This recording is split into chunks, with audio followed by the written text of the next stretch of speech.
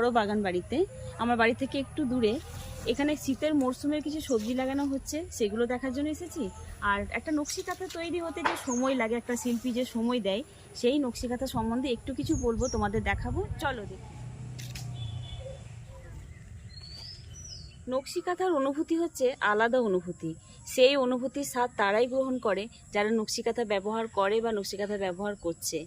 তার কারণ এই যে নকশি কাঁথাটা দেখছো, এটা আমার শিল্পী আমিনা করেছে এবং এটা হতে সময় লেগেছে প্রায় 2 থেকে আড়াই মাস। এই 2-2.5 মাস সময়ে নকশি কাঁথাটি তৈরি করার সময়ে আমিনার প্রতিটি আঙুলের ছোঁয়া কিন্তু পুরো নকশি কাঁথা জুড়ে আছে, পুরো সেলাই জুড়ে আছে।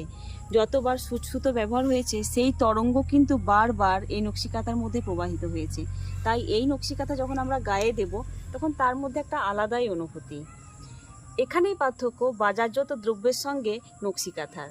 একটা নকশি কাঁথা তৈরির যে সময়টা লাগে, সেই সময়টা অনেকটা লাগে, আর বাজারজাত বা মেশিনজাত দ্রব্য তৈরি হতে খুব কম সময় লাগে। তাই সময়টা হচ্ছে এখানে খুব বড় একটা ফ্যাক্ট।